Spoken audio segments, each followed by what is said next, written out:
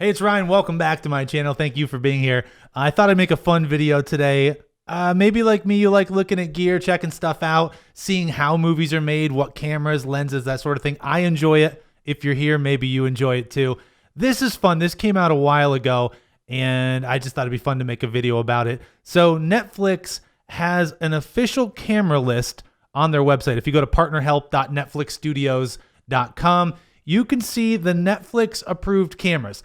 That doesn't mean if you use a different camera, you won't get your movie on Netflix. In fact, I can think of a specific example of a guy who used the old Blackmagic Pocket, the original, got his documentary on Netflix, and that's happened lots of times. What this is the Netflix approved cameras, I guess, for Netflix originals. It says here 90% of the total runtime of your film should be captured on approved cameras. For nonfiction content, it's flexible, so a documentary can be 80%. Exceptions have to be discussed with Netflix. So if you're making a Netflix original, let's find out. I thought this would be fun. What would be the cheapest, most affordable camera you could use, and Netflix would be cool with it? We'll just start at the top of the list and go down. I know this one's not going to be cheap. The Arri Alexa LF. Let's take a look on eBay and see if we can find an Arri Alexa LF. This is going to be expensive. Oh, here's one with four 2-terabyte codex mags. Arri Alexa LF, 48 people watching, $107,500. So that's not going to be our cheapest camera. Okay, well, let's look up the next one. Second on the list, an Arri Alexa 65. Again, this is not going to be the cheap one. Arri Alexa 65.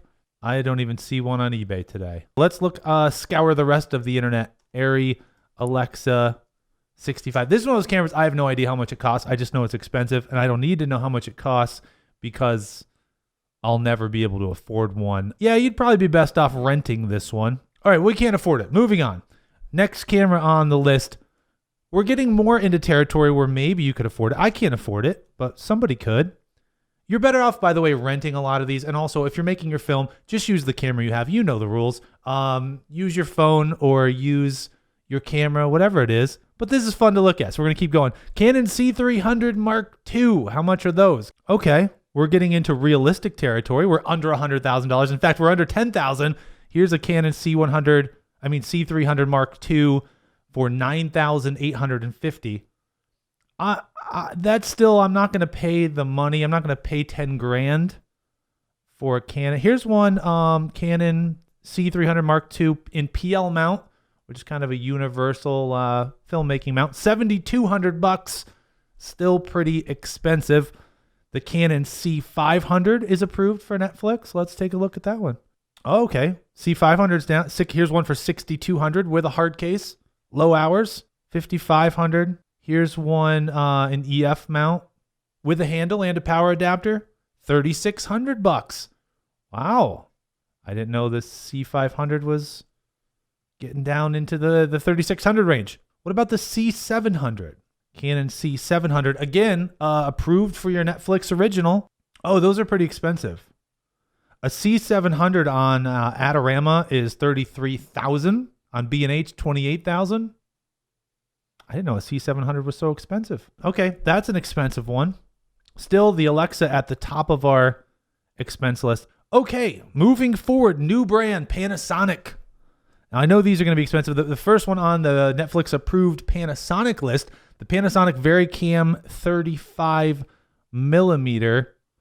Here's one on eBay. Panasonic VariCam 35 full package, excellent condition. Open box. I guess it was a demo. $21,000 for this one. That's expensive. The VariCam LT by Panasonic. Looks like there's one on eBay for $14,999. Again, if I needed one of these cameras specifically, I would probably just rent it. Or just not shoot with it. Buying it's not an option. Okay, now this is my guess for maybe the most affordable Panasonic. We'll find out. The Panasonic EVA1. Let's look that one up. Panasonic EVA1 or EVA. I don't even know how you say it. Yeah, this one is down near $5,000. Here's one for $51.79, $54.99. Buy it now with extras. So again, we're in that $5,000 to $6,000 range. And then one more on the Panasonic list approved by Netflix, the AKUC 4000. Oh my, $24,900.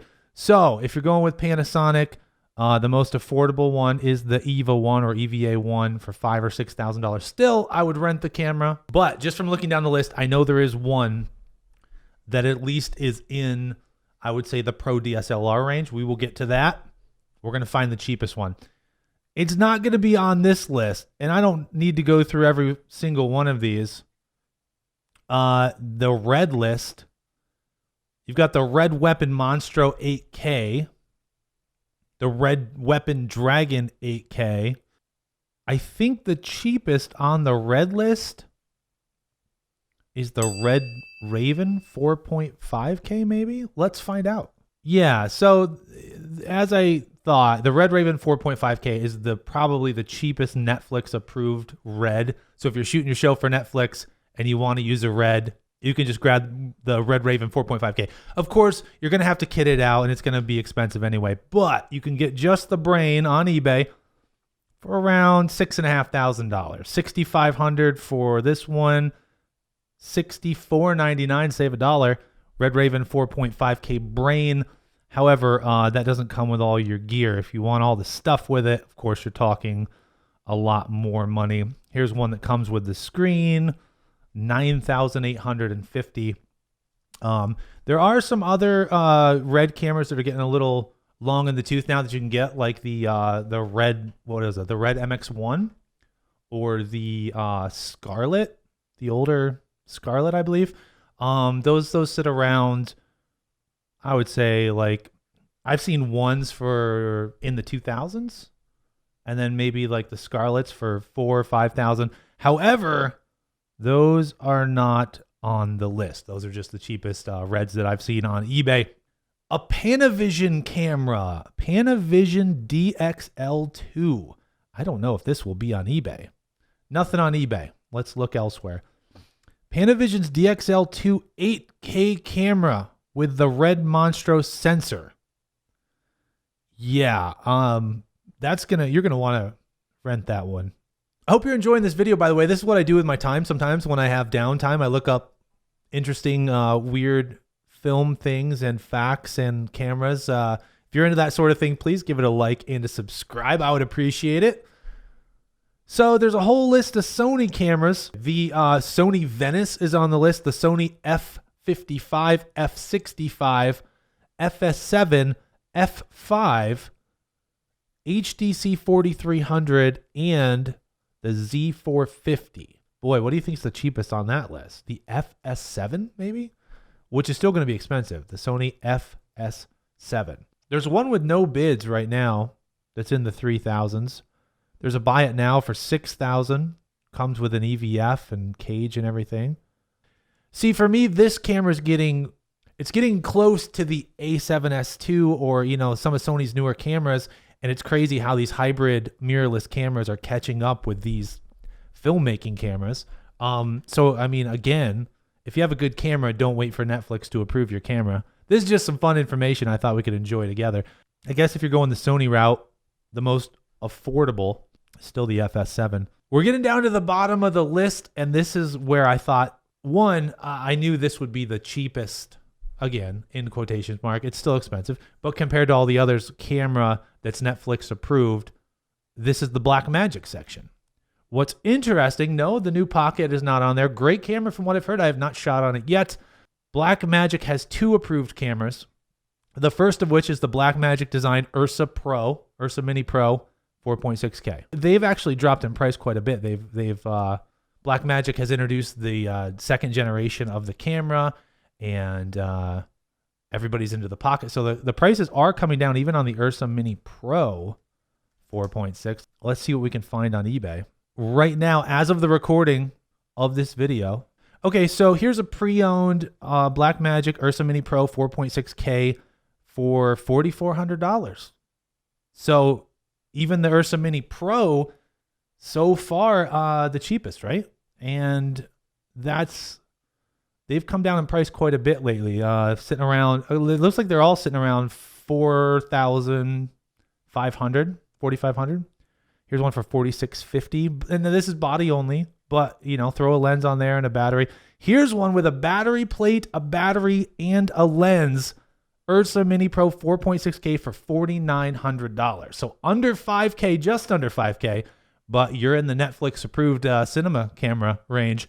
However, this is the most interesting thing to me. The Ursa Mini 4.6K. Now what this is this was the update to the Ursa Mini. It's got a 4.6K sensor. It has, in fact, the exact same sensor as the Ursa Mini Pro. I don't know if a lot of people know that. It's the exact same camera. The difference is just the bells and whistles. The Ursa Mini 4.6 versus Ursa Mini Pro. I'll show you the differences. There's really not many differences. From everything I've found, I've never set these two cameras side by side. If you look at them, you can see there's definitely more buttons and dials on the Pro.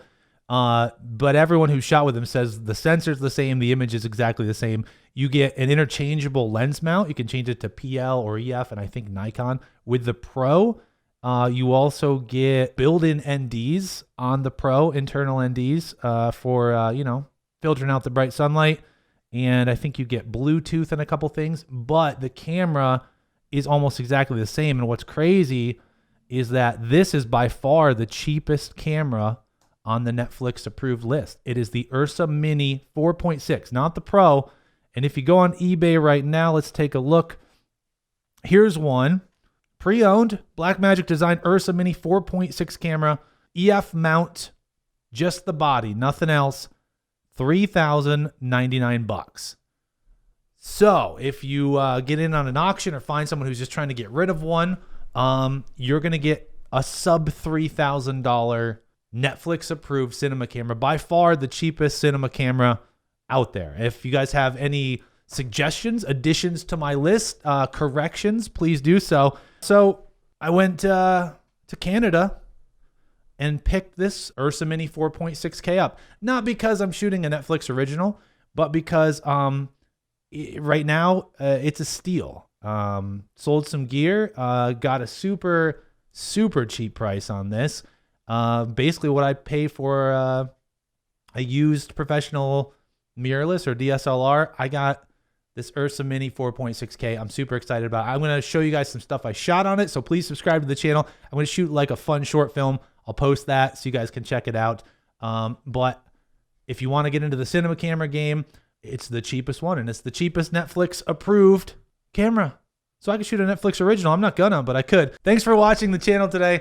I hope you had as much fun as I did. I love looking at stuff like that. Again, leave some comments, subscribe, like. I'll show you some footage from Netflix's cheapest approved camera, and I'll talk to you real soon. Thanks for watching. See ya.